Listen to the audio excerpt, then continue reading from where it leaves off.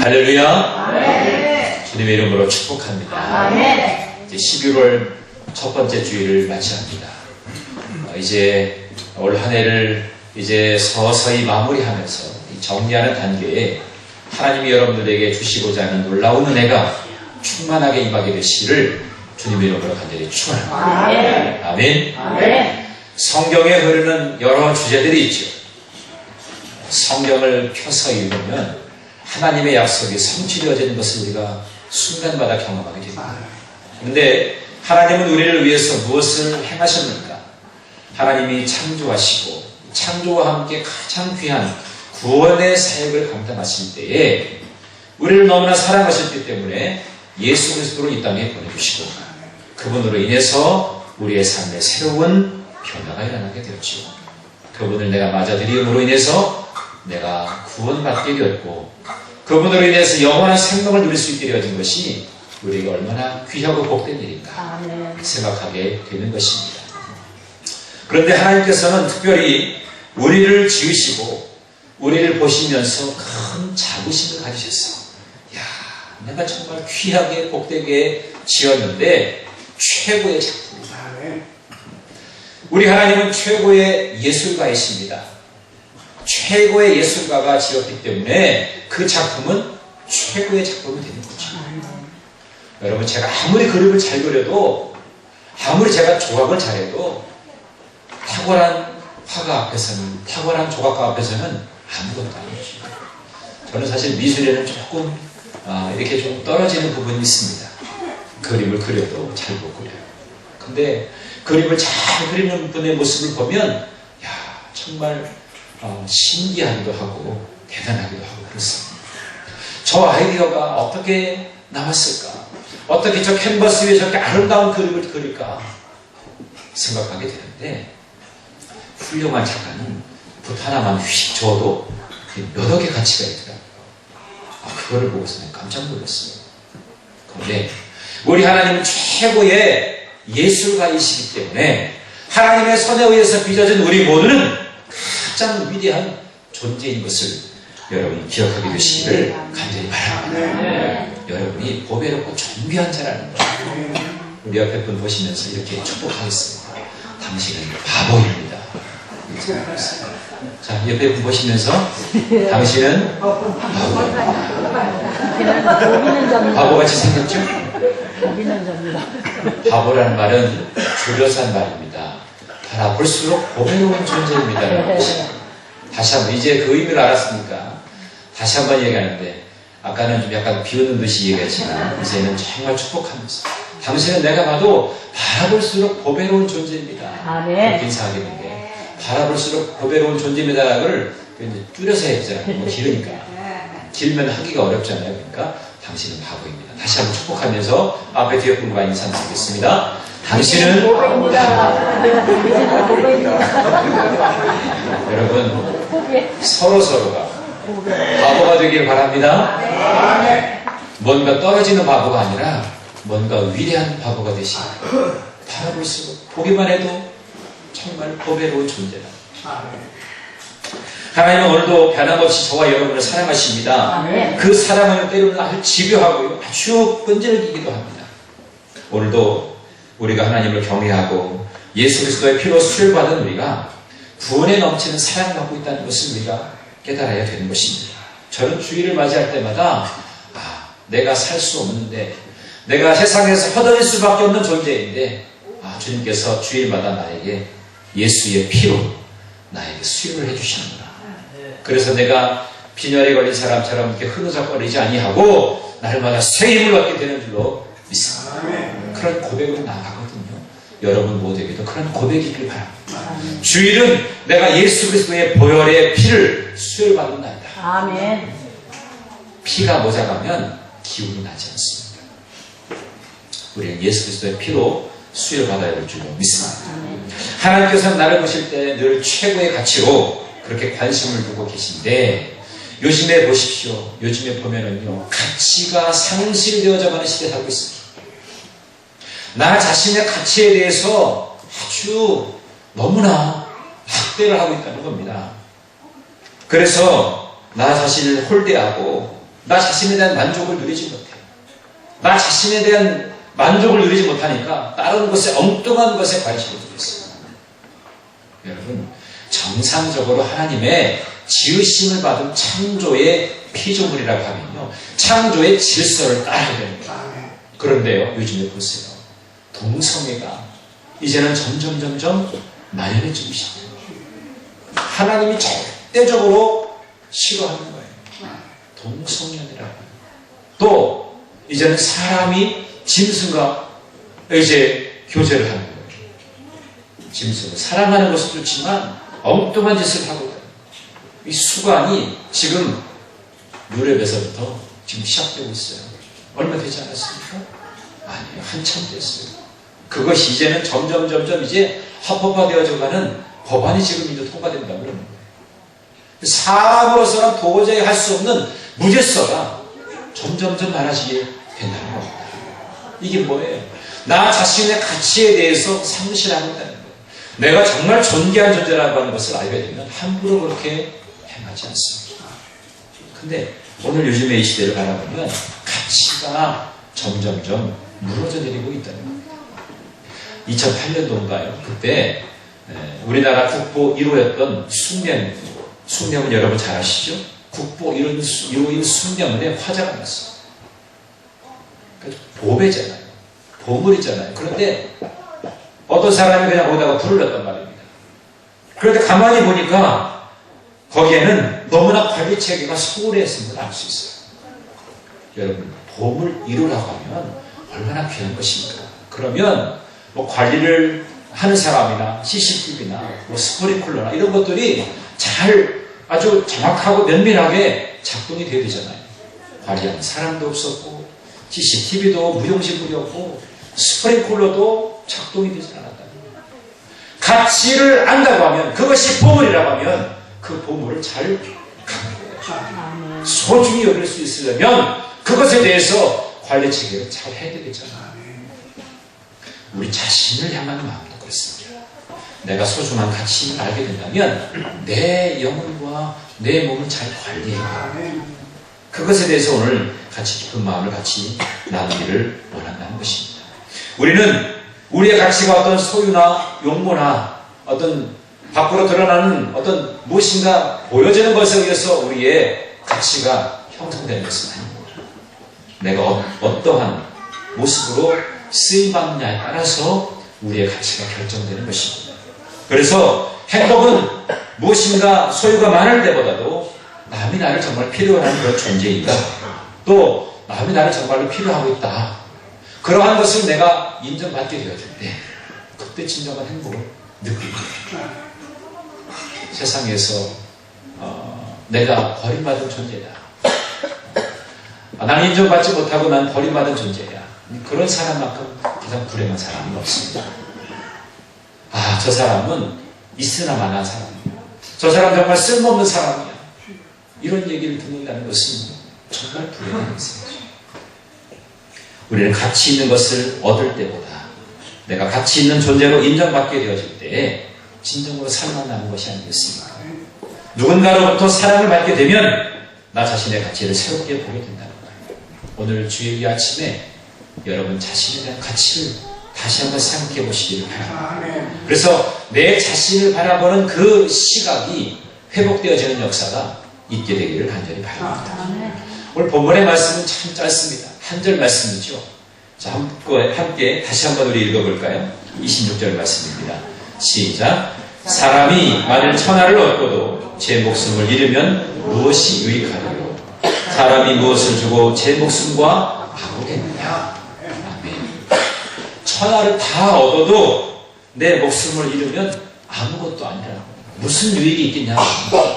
아무리 많은 것을 가졌다 할지라도 내 목숨을 잃어버리면 아무것도 아니라, 그 무엇도, 그 무엇을 준다고 해도 내 목숨과 바꿀 수 있는 것은 아무것도 없다는 것이죠. 여러분, 우리는 분명히 알아야 됩니다.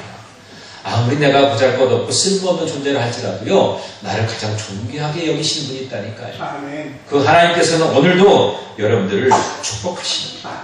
여러분들에게 놀라운 복의 문을 열어주시기를 원하시는 것입니다. 우리는 하나님께서 이 땅에 필요로 하셔서 하나님께로부터 지음받은 자들. 아마도 하나님이 여러분들을 필요가 없다고 하면 이 땅에 태어나게 하지 않으셨을 겁니다. 여러분 이 땅에 태어났다는 것은 특별한 사명을 가지고 태어난 겁니다. 국민교육 헌장에도 그렇게 되어 있잖아요. 우리는 민족 중흥의 역사적 사명을 띠고 이 땅에 태어났다. 국민교육 헌장에도 그렇게 되어 있는데 역사적 사명을 띠고 태어났는데 우리는 하나님 나라 건설하는 일을 위해서 귀하게 쓰임받기 위해서 이 땅에 태어난 줄 믿습니다. 그래서 하나님은 그러한 사명을 우리에게 주셨기 때문에 우리가 우리의 삶의 가치를 더 한층 업그레이드 하려면 내 가치에 대한 존엄함을 내가 알고 있어야 돼요. 나는 하나님의 작품이고 내 가치는 그 어떤 것과도 바꿀 수 없는 하나님의 자녀이고 백성이고 하나님의 후사다라고 하는 것을 여러분이 꼭 기억하게 되시기를 간절히 바랍니다. 여러분 보잘것없는 물건도요 누구의 손에 붙들림이 되느냐 이것에 따라서 가치가 결정됩니다. 여러분 보십시오. 얼마 전에 명량이라고 하는 영화가 아주 성황리에 이렇게 사용되지 않았습니까? 이순신 장군에 관한 그러한 영화였죠. 근데 이순신 장군이 난중일기를 쓸 때 거기 이제 붓과 또 벼루가 있고 먹이 있어서 먹을 갈아가지고 이제 붓글씨로 난중일기로 썼다고 생각하고 있습니다. 그때 이순신 장군이 썼던 그 붓, 벼루, 먹 이것이 진짜 진품이다라고 하면 그 가치가 얼마나 엄청날까요? 아마 상상할 수 없는 그러한 값을 매기시게 될 겁니다. 링컨 대통령이 만약에 썼던 만년필이다. 그러면 그 가치가 얼마나 위대할까요? 저도 펜을 좋아합니다. 제가 가끔 가다가 문방구에 가면 항상 새로운 펜이 없나. 저는 펜에 관심이 많아요. 쓰는 걸 좋아하기 때문에 펜이 저에게는 되게 좋은데 제가 만약에 펜을 딱 뭐를 사서 이제 잘 쓰다가 이 가치를 매긴다 그러면 얼마짜리의 값을 매길 수가 있을까요? 뭐 그냥 줘도 안 가져갈 수 있는 그런 값밖에 되지 않겠죠. 그러나 누구의 손에 달려있느냐? 이순신 장군이나 링컨 대통령이나 위대한 인물의 그 손에 붙잡힌 데 있었다고 하면 그 가치는 어마어마할 것입니다. 여러분 잘 보십시오. 그러면 우리는 하나님의 손에 붙들림 받은 자들이에요. 그렇다고 할 때 우리의 가치가 얼마나 존엄한 존재라고 하는 것을 우리는 잘 알게 될 것입니다. 근데 우리는 뭔가 실패하거나 또 뭔가 잘 안 돼서 절망감이 들 때는 탄식하면서 나 자신이 자꾸 비하할 때가 있어요. 나는 이거밖에 안 되는 존재예요. 나 같으면 일찍 죽어야 돼. 그러면서 막 자기 자신을 이렇게 학대하는 그런 모습을 가끔 보게 됩니다.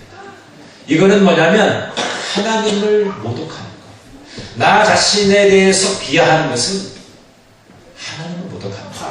왜? 하나님의 위대한 그 성격에 대해서 내가 지음받았는데 내가 내 자신에 대해서 평가하면서 그렇게 폄하한다는 것은 나 자신이 나에게 욕하는 것뿐만 아니라 더 나아가서는 하나님을 모독하는 거란 말입니다. 그렇기 때문에 우리는 주의해요. 복음성가 중에서 이 가사에 대해서 좀 생각해봐야 될 그런 가사가 있습니다. 세상에서 방황할 때 나 주님을 몰랐다. 거기까지 좋은데 벌레만도 못한 네 몸, 벌레만도 못한 내가 이런 구절이 나오잖아요. 전 거기서 잠깐 멈춰봤었어요. 벌레만도 못하다. 그럼 벌레만도 못하다면 그럼 도대체 어떤 존재인가? 물론 이제 어떻게 보면 상당히 겸손한 것 같지만 이것을 자꾸만 묵상하다 보면 내가 벌레만도 못한 벌레 같은도 아니고 벌레만도 못한 그런 존재라고 하면 이것이 계속해서 묵상되어지면 그래 벌레만도 못한데 그러니까 벌레만도 못한 인생을 살아가는 겁니다. 여러분 생각해 보세요.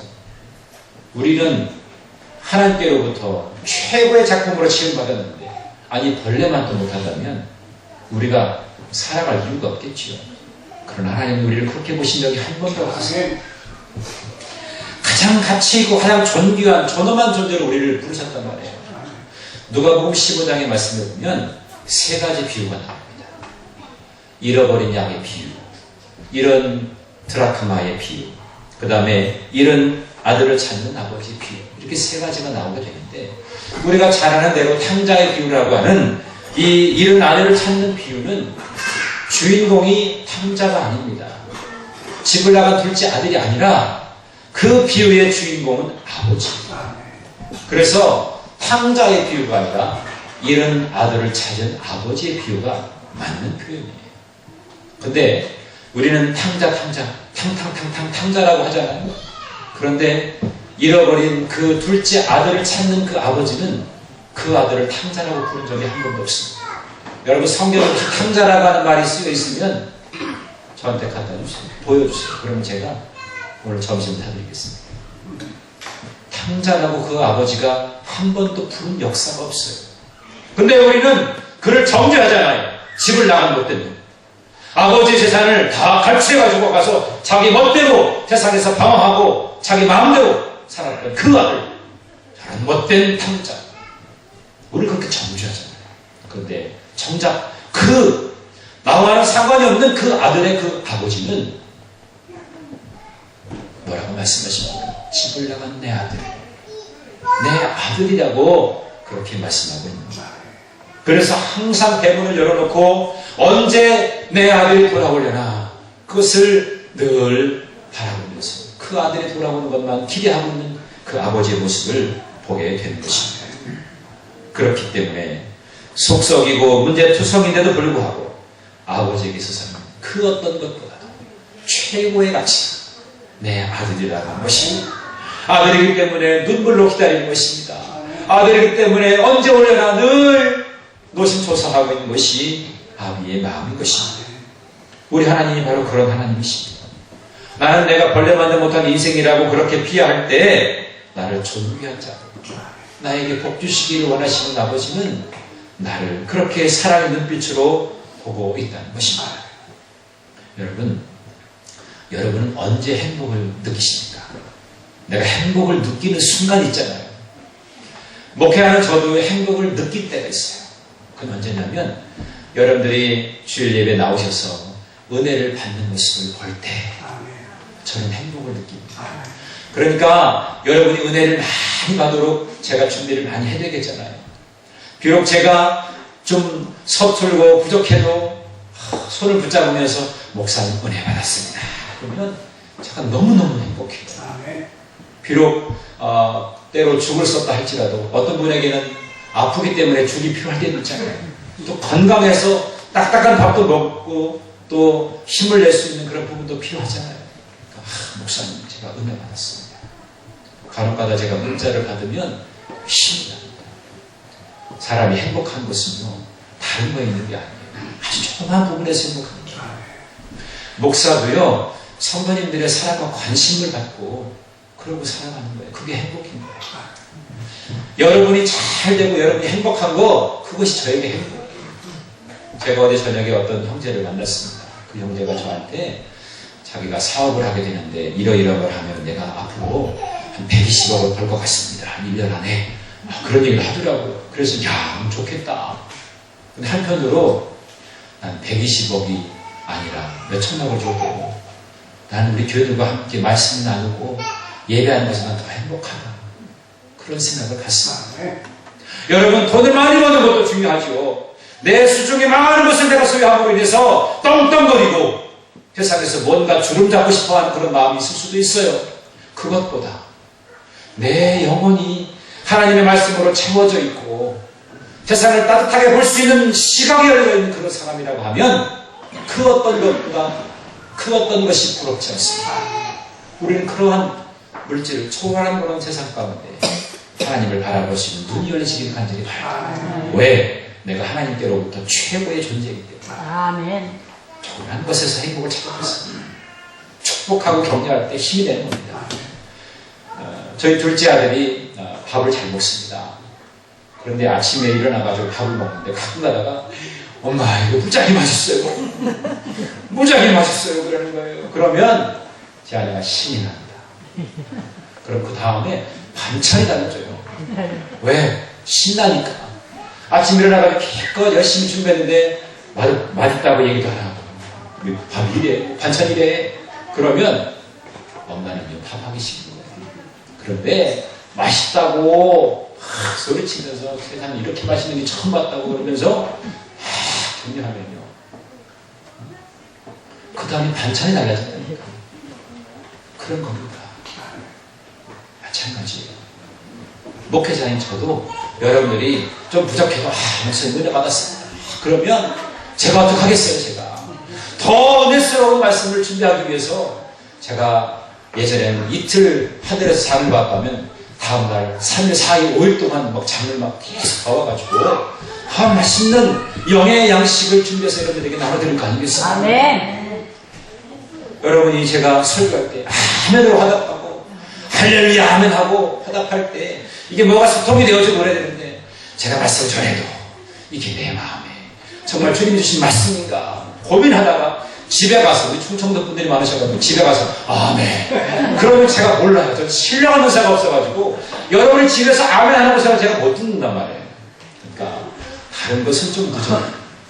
제가 말씀을 선포할 때 아멘. 할렐루야 아멘 아멘. 아멘으로 화답할 수 있어요. 서로가 이 소통이 되고 은혜가 되어야 하나님의 놀라운 역사가 일어날 것 같겠습니다. 아멘. 아멘. 아멘. 이번 셋째 주에 말씀 부흥회가 있는데요. 아멘 훈련을 많이 할 겁니다. 아멘. 그래서 우리 서울교회는 관음서재관뿐만 아니라 우리 서울 라면에 우리 감리교회에서도 제일 아멘을 잘하는 교회. 아멘. 그래서 어떤 분이 와도 우리 교회에 오면 아멘의 풍성함이 있어서 아멘. 그 은혜 가운데 풍성하고 아멘. 맛있고 그런 은혜가 있게 되기를 간절히 바랍니다. 아멘. 이렇게 우리에게 내 가치에 대해서 존경을 입을 수 있을 때 우리가 행복을 느낄 수가 있다는 거예요. 제 아내가 대학원을 이렇게 졸업을 할 때 논문을 청소년기 열등감의 치유 방안에 대해서 썼어요. 목회적인 방향에서. 열등감, 왜 열등감을 갖는가? 여러 가지가 이제 형태가 있는데 거기서 가장 중요한 것은 자기의 자존감을 찾아야 된다는 거예요. 이 자존감이라고 하는 것은 뭐냐면 자만이나 자신감 이런 부분에 있어서 그 자존심이 아니고 자만이 아니에요. 그것은 나 자신에 대한 가치에 대해서 상당히 존경을 갖는 자존감이라는 거죠. 이것을 되찾아야 된다는 거예요. 청소년들이 무엇 때문에 열등감을 갖습니까? 성적, 외모, 또 여자친구가 있느냐 없느냐, 뭐 이런 이성에 관한 문제, 이런 것들에 관해서 열등감을 갖잖아요. 쟤는 여자친구가 있는데 나는 여자친구가 없어. 그것 때문에 피곤해가지고 자살하는 친구도 있어요. 이렇게. 그런데 자기의 자존감을 가지고 있으면 그런 것들은 아무런 이유가 될 수가 없다는 거예요. 맥그레스라는 사람이 자존감이라고 하는 책에서 십자가를 중심으로 보고만 해서 우리가 자존감을 갖고 살아갈 수 있는 이유를 성경적 근거에서 찾을 수 있다고 얘기를 했어요.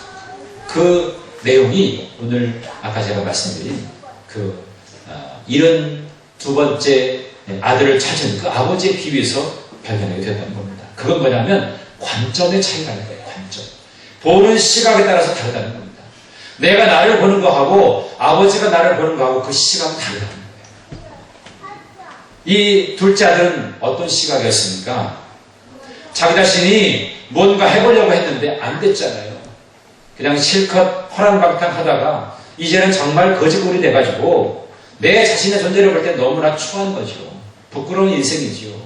그러다가 생각나는 것이 뭐냐면 그래 아버지 집에 가서라도 내가 종으로라도 내가 살아야 되겠다. 이제는 아버지 아들이 아니라 종으로 살겠다고 하는 생각까지 갔습니다. 얼마나 자기의 가치가 추락한 겁니까? 그러나 아버지는 그렇지 않았습니다. 그 아들을 끝까지 기다리고 있었고 그 아들이 왔을 때 저 멀리서 오는데도 불구하고 달려가가지고 그 아들을 끌어안습니다. 끌어안고 입을 맞춥니다.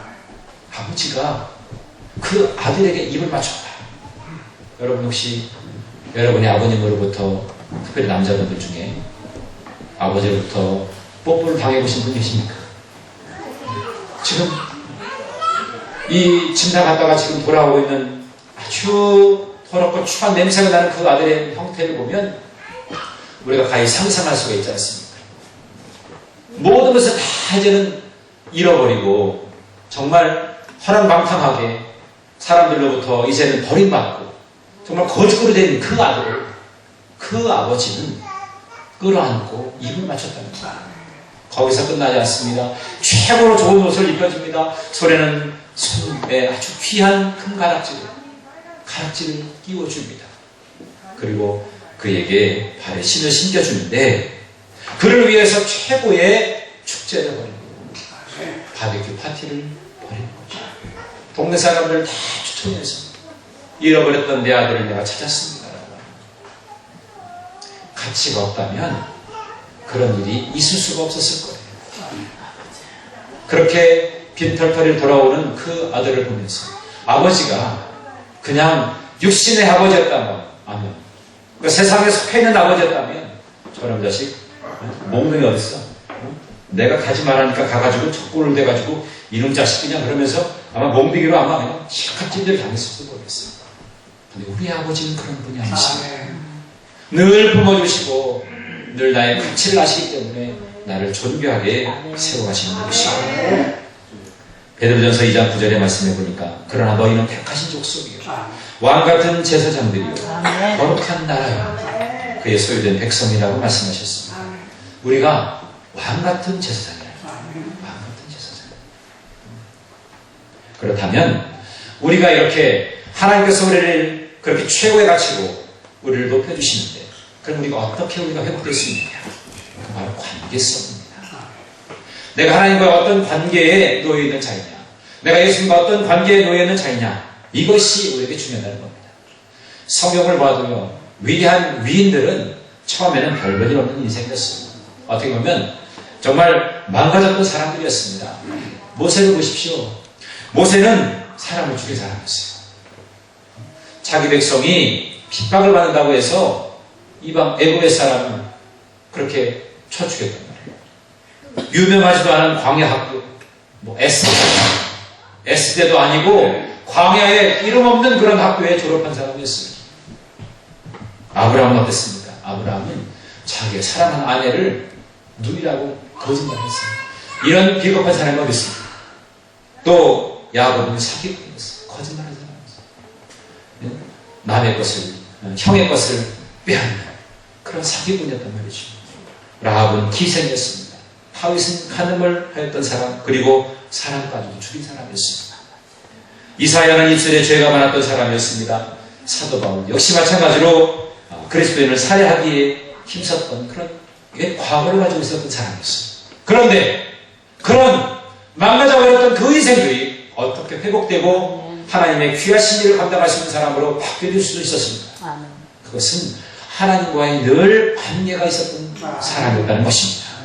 하나님은 늘 동행하는 인생이었고 예수 그리스도와 늘 함께하는 예수님과 늘 친밀한 관계를 지니고 있었던 사람이라는 것입니다. 이것이 우리에게 중요한 거예요. 자, 나의 가치를 다시금 회복하려면 그 관계성이 분명하게 회복되어져야 되는 줄로 믿습니다. 어떤 때는 내가 가장 연약한 순간에 하나님께서는 여러분을 쓰십니다. 약할 때 강함 되신다고 그랬죠. 고린도서 12장 9절의 말씀 보니까 내 은혜가 내게 족하도다. 이는 내 능력이 약한 데서 온전하여지. 약할 때 우리가 온전해질 수 있다는 겁니다. 사도 바울도 그랬잖아요. 자기는 위대한 그렇게 사도였고 위대한 복음 증거자였지만 자기 안에 육신의 가시, 질고가 있었기 때문에 오히려 그것이 나를 강하게 하는 계기가 됐다라고 하는 것이죠. 더욱더 주님을 찾고 주님을 갈망하고 주님을 의지할 수 있는 그런 모습이 되었다는 것입니다. 아멘. 여러분, 요한복음 15장 5절의 말씀입니다. 나는 포도나무요 너희는 가지라. 그가 내 안에, 내가 그 안에 거하면 사람은 열매를 많이 맺나니 나를 떠나서는 너희가 아무것도 할 수 없습니다. 나를 떠나서는 아무것도 할 수 없다고 했어요. 나를 떠나서는 아무것도 할 수 없다는 거예요. 주님을 떠나서는 아무것도 할 수가 없는 것입니다. 그래서 우리에게 필요한 것은 절대 의존이에요. 주님께 절대적으로 의존해 있는 그런 삶. 그 관계에